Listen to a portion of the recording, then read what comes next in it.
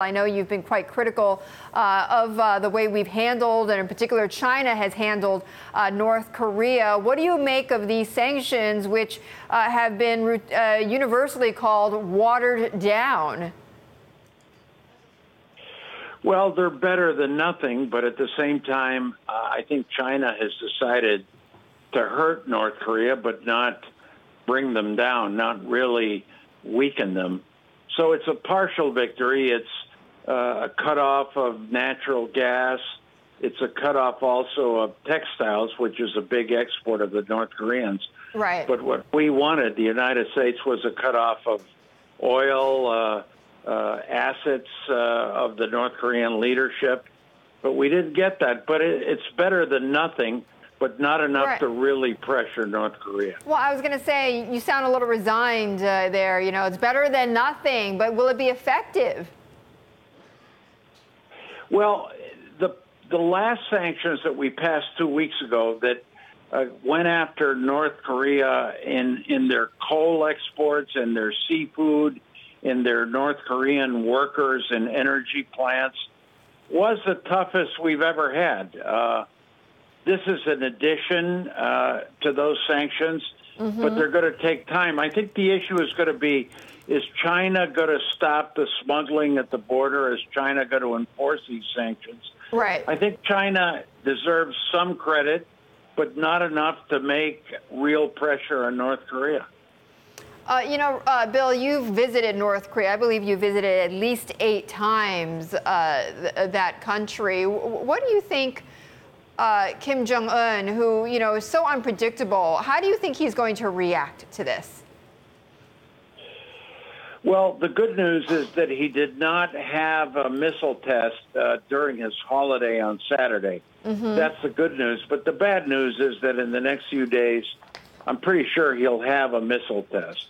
He is why are you so unpredictable, sure? But because that's what he always does. I think he was hoping the sanctions would not be strong. They are strong. They're not going to bring him down.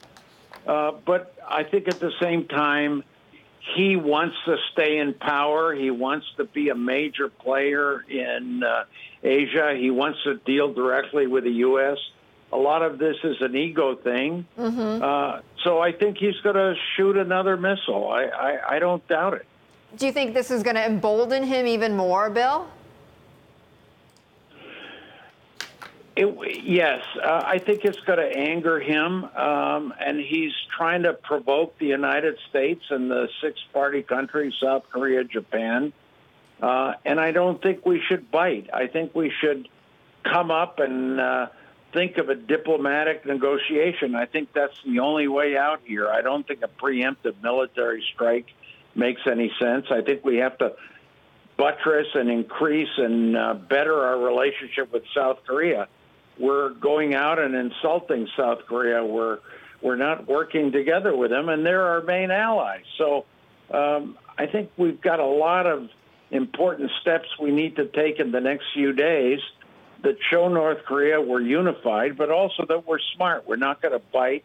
We're not going to go and be provoked by their pettiness. Bill, you said, early on that this set of watered-down sanctions is better than nothing, but is it really? Because you could also be looking at it from the perspective of he's going to think that he's succeeded in driving these divisions between the members of the Security Council in that they could only get together for this compromised result. I mean, they've kind of shown their hand in terms of the limitations and that North Korea can proceed with relative impunity as it, has done to date.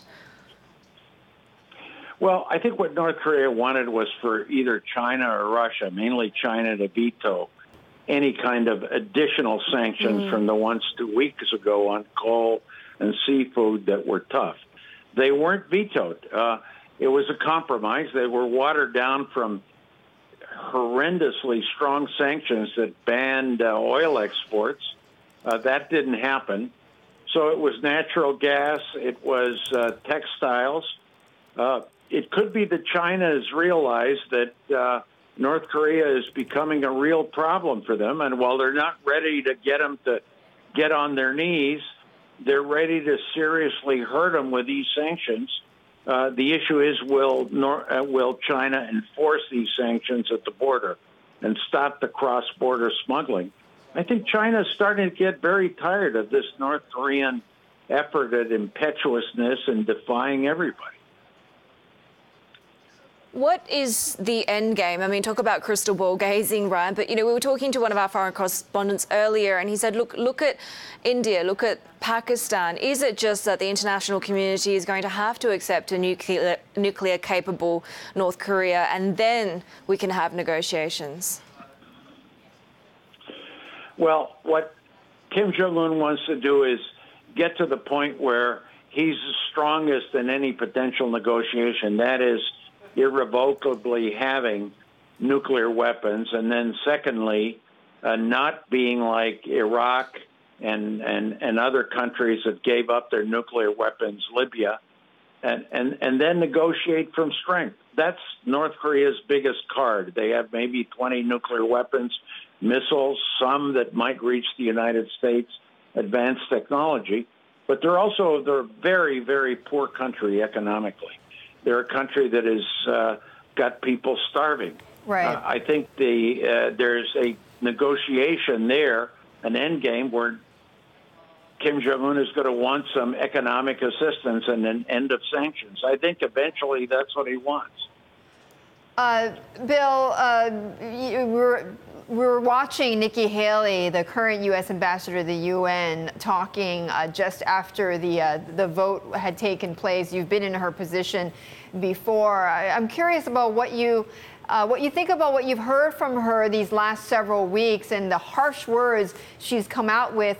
Do you think she's in danger of drawing a red line that the U.S. might regret on North Korea? One of the problems I see with U.S. policy is we have mixed messages. You've got the Secretary of State talking dialogue. You've got Nikki Haley being very aggressive, very military-oriented.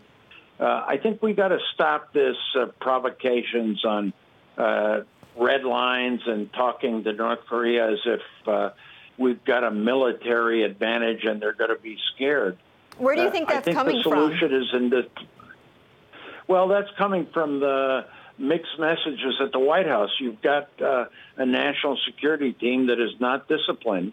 And I do think General Kelly, is the chief of staff, is trying to bring some discipline. But you've got a lot of different points of view out there that need to be unified in one policy. But the problem is the president is the one that constantly shifts. He tweets one thing one day, right, another thing another day, and so we don't have a unified effort.